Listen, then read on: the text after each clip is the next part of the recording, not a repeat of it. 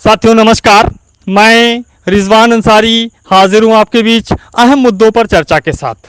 साथियों, social media पे दिन भर चली गतिविधियों को देखने के उपरांत मैं दो अहम मुद्दों पर चर्चा के साथ आपके मध्य उपस्थित हूं। पहला जो चर्चा का विषय रहा, आज जो रिजल्ट जारी हुआ और जो विज्ञप्ति जारी हुई, और साथ ही साथ जो दूसरा चर्चा का विषय रहा, आपके तमाम वो प्रश्न जो फाइलिंग और ड्राफ्टिंग से संबंधित थे, उनको लेकर मैं आपके बीच उपस्थित हूं। साथियों, जो रिजल्ट आज जारी हुआ, रिजल्ट जारी होते ही एक पूरे प्रदेश के अंदर लगभग सभी व्हाट्सएप ग्रुप्स के अंदर एक रिजल्ट घूमा। जो रिजल्ट था मोहम्मद रिजवान का, जिसपे 90 अंक दर्शाया गया था। हमारी टीम के पास भी वो रिजल्ट जब पहुंचा आपके द्वारा, तो हमने भी उसकी पड़ताल की और पाया कि वो रिजल्ट सही है। वो रिजल्ट पूरी तरह से सही था, हमारा रिजल्ट था। अब इस रिजल्ट के बाद प्रदेश के तमाम साथियों के जो मन के जो सवाल थे, सोशल मीडिया पे देखने को मिले, जो इससे जुड़े हुए थे कि रिजवान का लोकस बनेगा कि नहीं बनेगा, रिजवान अब सुप्रीम कोर्ट जाएंगे कि नहीं जाएंगे, रिजवान जब सुप्रीम कोर्ट जाएंगे तो उनकी याचिका खारिज हो जाएगी।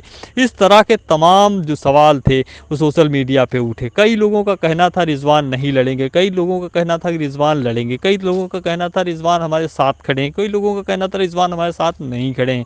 मैं उन तमाम प्रश्नों के उत्तरों के साथ आपके बीच उपस्थित हूँ। साथियों, हम आपको बताते चलें कि यह एक व्यक्ति विशेष का मामला नहीं है, या एक व्यक्ति विशेष का केस नहीं है। एक व्यक्ति के पास या फेल हो जाने से समस्या का समाधान और निदान नहीं हो जाता है। यह एक पूरी सामूहिक लड़ाई है, पूरे परिवार की सामूहिक एक संघर्ष है। हम आपको अवगत कराते चलें कि हमारी लड़ाई पास और फेल होने के लिए नहीं, बल्कि दो जियो के बीच की लड़ाई है। एक जियो 9 जनवरी 2018 को जारी होता है, जो कहता है 40 और 45 पे रिजल्ट घोषित किया जाएगा और ओबीसी को जनरल कैटेगरी के साथ रखा जाएगा। दूसरा जियो जो 7 जनवरी यानी कि परीक्षा करवाने के बाद जारी होता है, वह ये कहता है 60 और 65 का रिजल्ट जारी होगा और ओबीसी को रिजर्व कैटेगरी के साथ रखा जाएगा।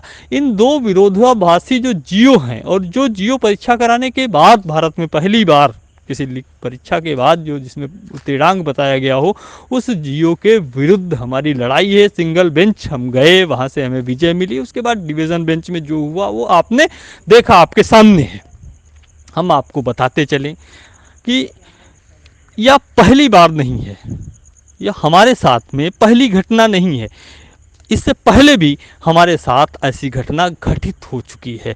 आपको याद दिला दें, हम थोड़ा सा इतिहास में हम आपको लेके चलें, थोड़ा सा आप पीछे पलट के देखेंगे तो आपको पता चलेगा कि टेट 17 की लड़ाई जब हम लड़ रहे थे, पूरी तन्मयता के साथ लड़ रहे थे, ठीक उसी टाइम पे एक तीसरी आंसर की, जो कि अमूमन 2 आंसर की जारी की जाती हैं हमेशा किसी भी परीक्षा में, लेकिन यहाँ पे एक तीसरी आंसर की जारी करके हमें पास कर दिया गया था। वहाँ पे 81 नंबर था और 1 अंक बढ़ा दिया गया।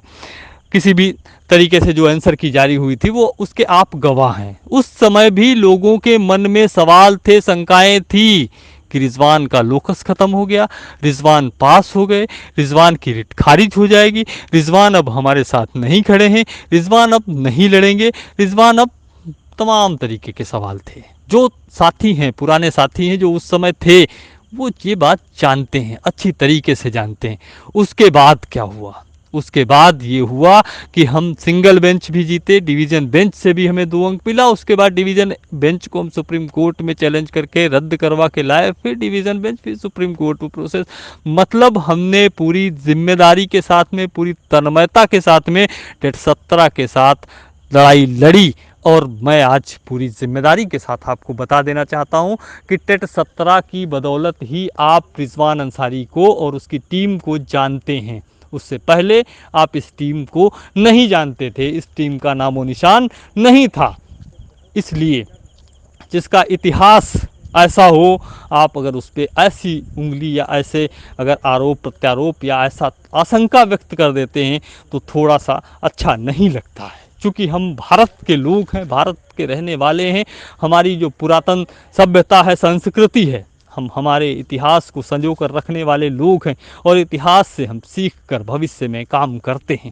आपको याद होगा, हम याद दिलाते चले, महाभारत में जब अभिमन्यु को चक्रव्यूह से एक बार भागने का मौका मिला था, अगर वो चक्रव्यूह से भाग गया होता उस समय, तो आज का जो इतिहास होता वह कुछ अलग होता, क्योंकि उसके अभिमन्यु वध के उपरांत ही, अभिमन्यु की मृत्यु के उपरांत ही जो आक्रोश उत्पन्न हुआ था पूरे आर्यावर्त में, और उसका परिणाम ये हुआ था कि पांडवों की विजय हुई थी। साथियों, हम उन अपने इतिहासों को संजोए हुए बैठे हैं। हम आपको बताना चाहते हैं कि हम वीर गति को प्राप्त करना ज़्यादा बेहतर समझते हैं, हम बलिदान होना ज़्यादा बेहतर समझते हैं भाग जाने से। इससे अधिक हम कुछ नहीं कह सकते।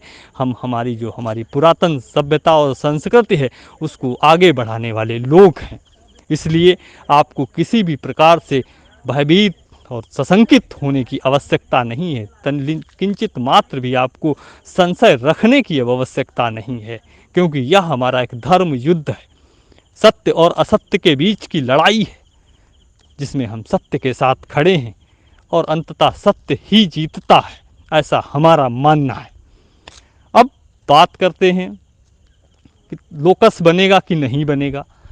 लोकस बनेगा या नहीं बनेगा, इतना लड़ने के बाद, सुप्रीम कोर्ट, हाई कोर्ट, हर जगह, इलाहाबाद हो चाहे लखनऊ, हर जगह लड़ने के बाद थोड़ा सा जो विधिक ज्ञान है अब तो हमारी टीम के पास भी है।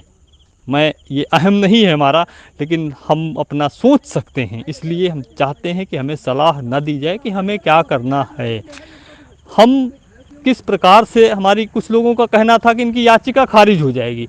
अब हंसी आती है उन लोगों पे।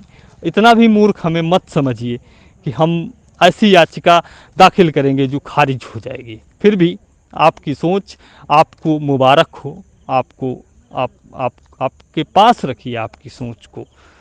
साथियों, दूसरा जो आपका सवाल है, दूसरा जो आपके मन में जो सोशल मीडिया पे आपने दिन भर में रखा, ड्राफ्टिंग और फाइलिंग को लेकर, बहुत से साथी ये जानने के इच्छुक हुए कि ड्राफ्टिंग का कार्य कहाँ तक पहुँचा, फाइल हो गया कि नहीं हो गया। क्यों, वो सवाल भी जायज़ था कि हमारी टीम की तरफ से आपको कोई भी किसी भी प्रकार की सूचना नहीं दी जा रही है।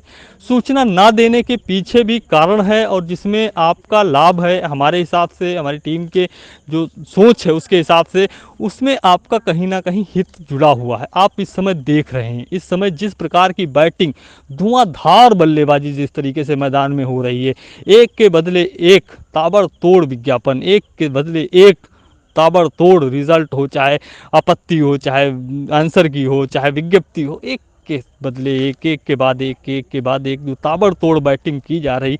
ऐसी स्थिति में आप समझ सकते हैं कि यह एक केस नहीं है, एक प्रतिष्ठा का विषय है।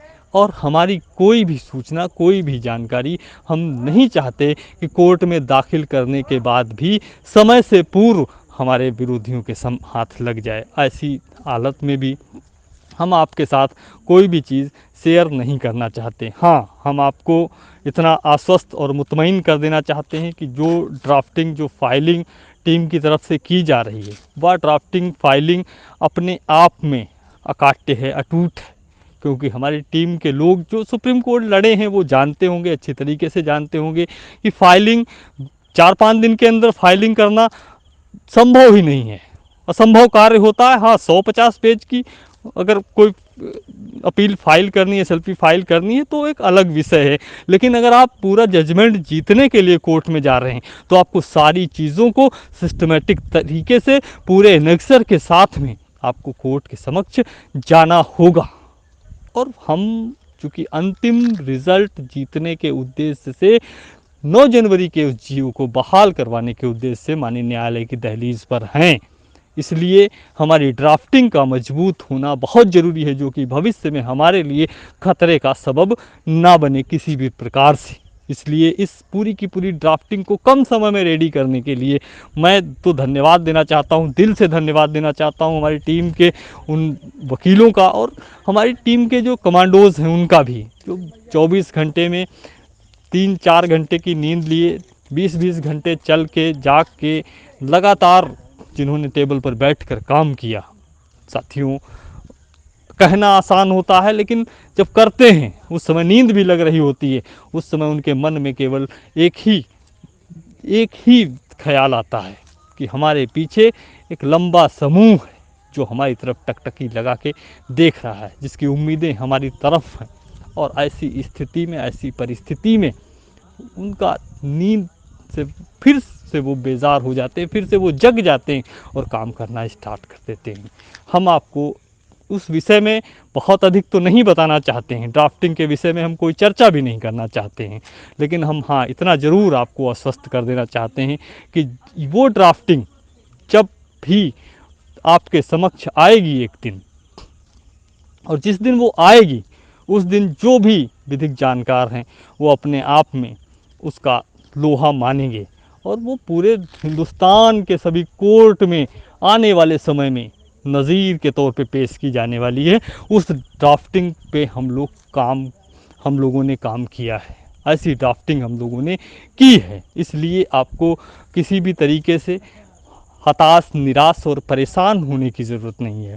जो इधर गतिविधियां हुई हैं, जो कार्रवाइयाँ हुई हैं, कई लोगों को लगता है नफ़ा हुआ, कोई लोगों को लगता है नुकसान हुआ, लेकिन कहीं ना कहीं हम उन तमाम चीज़ों से संतुष्ट हैं।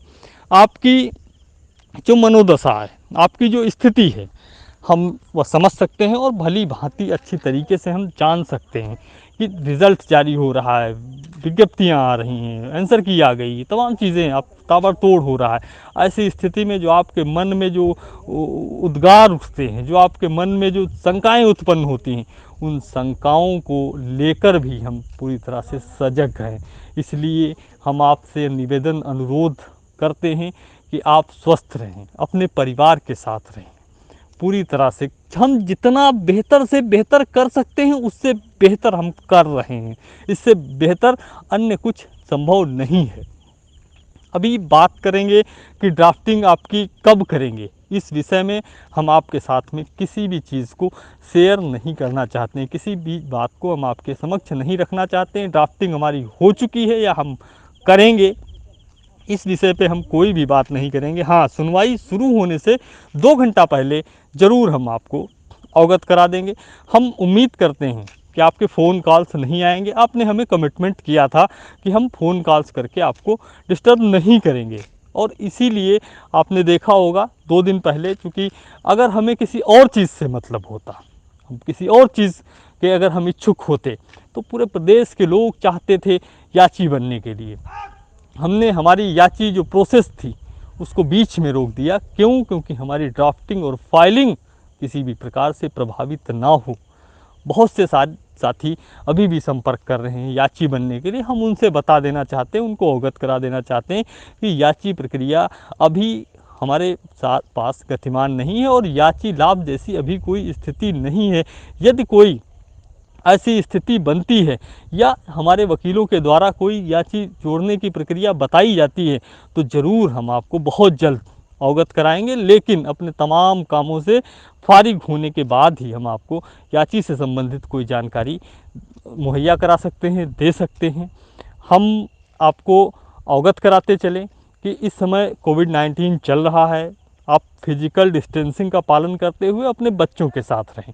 आपका जीवन आपके बच्चों के लिए, आपके परिवार के लिए बहुत ही महत्वपूर्ण है, और आपका स्वस्थ रहना और आपके मन का भी स्वस्थ रहना हमारे लिए अत्यंत महत्वपूर्ण है। जब आप शारीरिक और मानसिक दोनों रूप से आप स्वस्थ होंगे, तभी हम इस जंग को बेहतर तरीके से लड़ सकते हैं और बेहतर तरीके से जीत सकते हैं, क्योंकि एक स्वस्थ मस्तिष्क और स्वस्थ शरीर वाला व्यक्ति ही किसी जंग को फतह कर सकता है। इसलिए आप अपने तमाम उन शंकाओं को निकाल कर बाहर फेंक दीजिए, तमाम उन कुंठाओं को निकाल कर बाहर फेंक दीजिए, और यकीन जानिए, विश्वास जानिए कि हमारा जो विश्वास है कि जिस समय भी मानी सुप्रीम कोर्ट के समक्ष होंगे, उस समय तमाम ऐसी चीज़ें होने वाली हैं जो आपके पक्ष में होंगी।